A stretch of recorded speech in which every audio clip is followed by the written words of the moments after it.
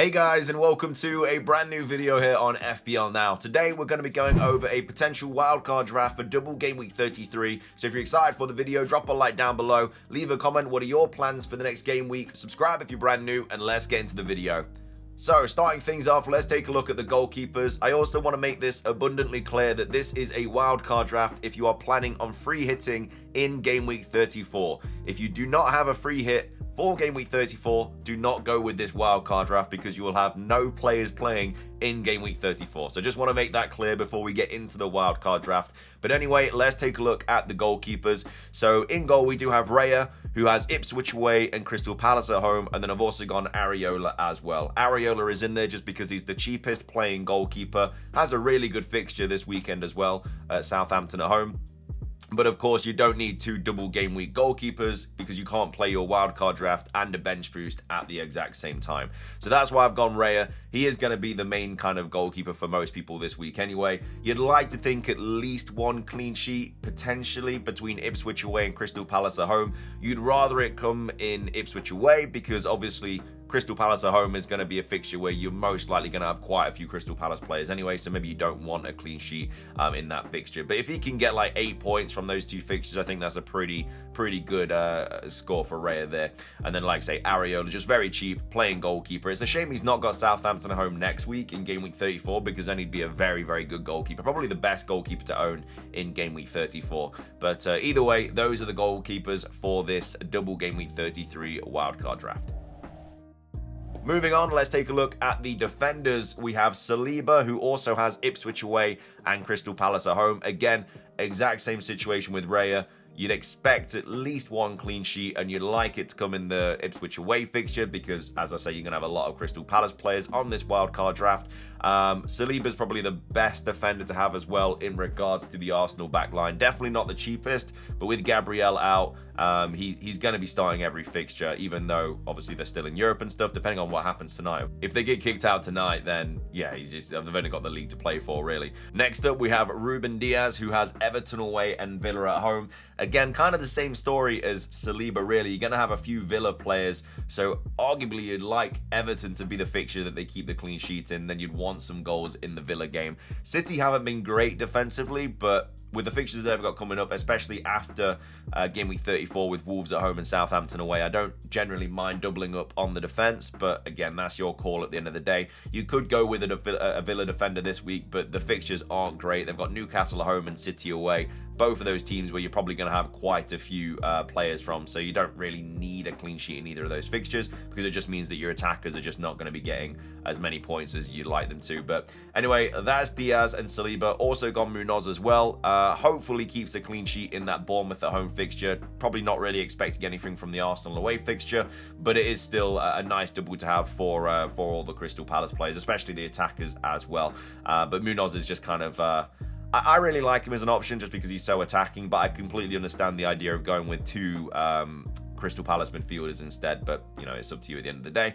Gvardiol also makes this list, probably the best City defender to own. I don't think Diaz or Gvardiol are going to get rotated anyway, especially with the injuries to like Ake and John Stones and stuff like that. But Gvardiol is just, I think, a little bit more attacking than Ruben Diaz. With Diaz, you're kind of just expecting the clean sheet, and that's it. He's probably not going to get any attacking returns. I don't know if he's even got one this season, but that's the double up on the City defense. And then we've also got Nico Williams as well. Again, doesn't double this week, but does have some nice fixtures coming up at home, such as Brentford at home, Leicester at home, and then also West Ham away, Palace away, Spurs away. Could definitely get a clean sheet in one of those fixtures. Could be a cagey 1-0 to Forest, hopefully anyway. But that's the back line on this wildcard draft. I completely understand why you might want to go a couple of other players instead of, you know, like double City defense or maybe instead of Crystal Palace defense, but this is just the one that I put together for this wildcard draft.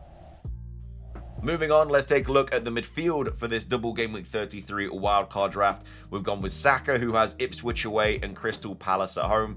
I'm unsure if he's going to start both of these fixtures, but I feel like he's a player you can't really not have because the ceiling is so high for him. Like, if he starts both the fixtures and then comes off early on like the 60th, 70th minute, that's enough time for Saka to really go crazy and get like a decent amount of points.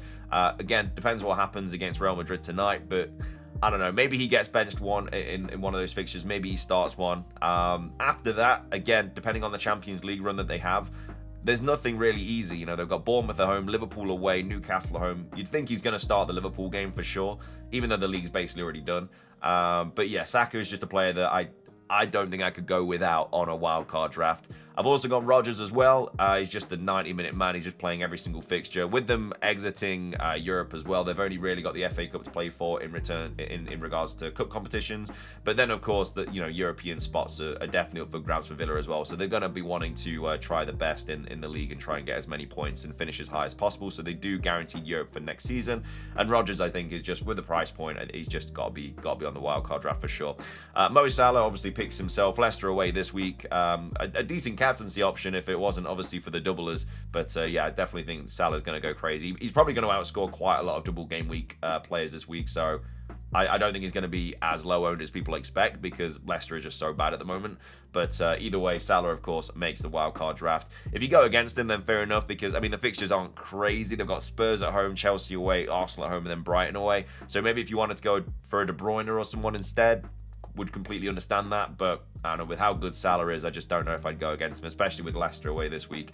I've also gone for Rashford as well, a little bit of a pick that some people might disagree with, but with the recent starts that he's getting in like the cup competitions in Europe and stuff, and then of course in the league, I just feel like he's starting over Watkins. I don't know why. Emery did say that Watkins had like a little bit of a knee injury a few weeks ago, but he's not really spoken anything about that since.